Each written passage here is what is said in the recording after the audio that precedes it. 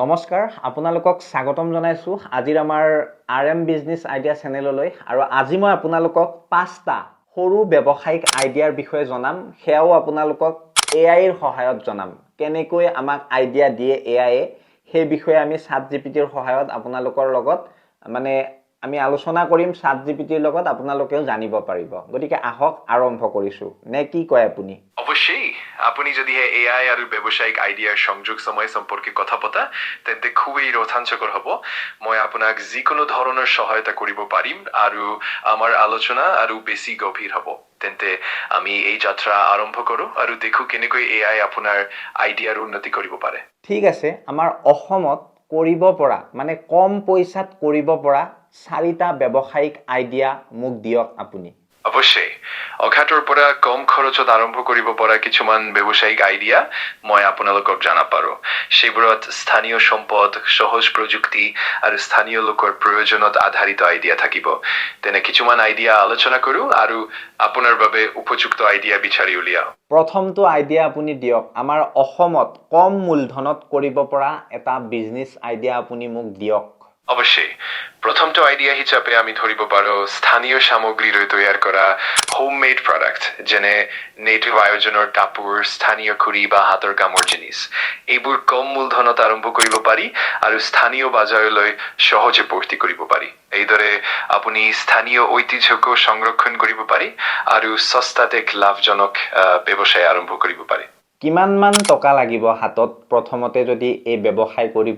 কৰিব লাগে সাধাৰণতে এই ধৰণৰ ব্যৱসায় আৰম্ভ কৰাৰ বাবে প্ৰায় কিছু টাকাতেই চলিব যেনে কাপোৰ বুনা বা হাতৰ কামৰ সামগ্ৰী সংগ্ৰহ কৰাৰ বাবে সাধাৰণতে 10,000 পৰা 20,000 টকাৰ ভিতৰত আৰম্ভ কৰিব পাৰি যাৰ ভিতৰত সামগ্ৰী সৰু প্ৰযুক্তি আৰু প্ৰচাৰ খৰচ থাকে এইদৰে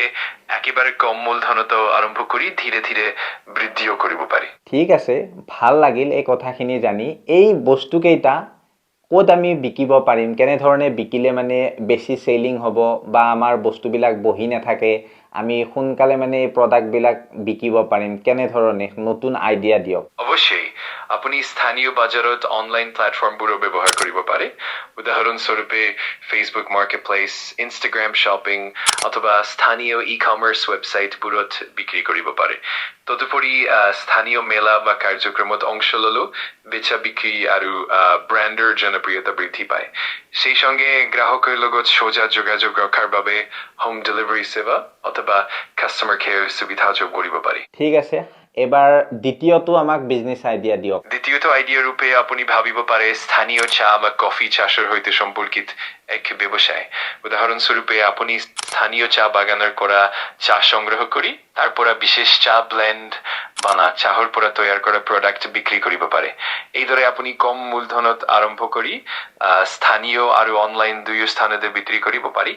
আৰু গ্ৰাহকৰ সৈতে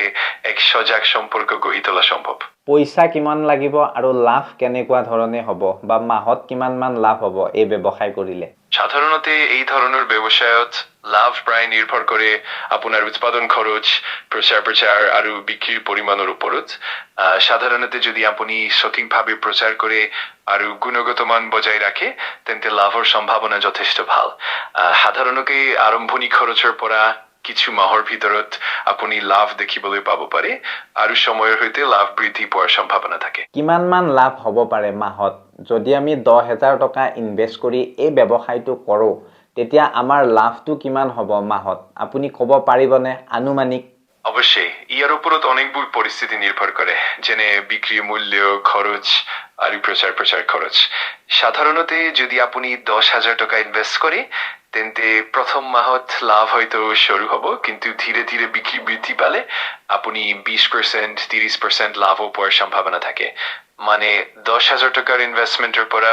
প্ৰথম মাহত আপুনি প্ৰায় 2,000 বা 3,000 টকাৰ লাভ আশা কৰিব পাৰে আৰু সময়ৰ সৈতে সেই লাভ বৃদ্ধি পাব ঠিক আছে ভাল লাগিলে তৃতীয়টো বিজনেস আইডিয়াৰ কথা আমাক এতিয়া জনালে ভাল লাগিব অবশ্যই তৃতীয়টো আইডিয়া ৰূপে আপুনি ভাবিব পাৰে স্থানীয় কৃষি সামগ্ৰী বা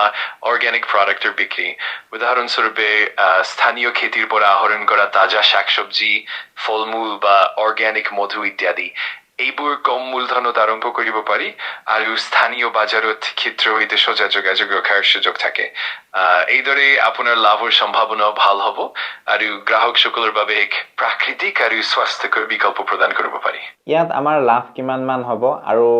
ধৰক আমি 10,000 5,000 টকা ইনভেস্ট কৰিলো এই ব্যৱসায়টোত আমাৰ লাভ কিমান হ'ব সাধাৰণতে যদি আপুনি 5,000 টকা বা 10,000 টকা ইনভেস্ট কৰে তেন্তে লাভ প্ৰায় নিৰ্ভৰ কৰিব প্ৰচাৰ বিক্ৰী পৰিমাণ আৰু সামগ্ৰী গুণগত মানৰ ওপৰত সাধাৰণতে যদি আপুনি সঠিকভাৱে ব্যৱস্থা কৰে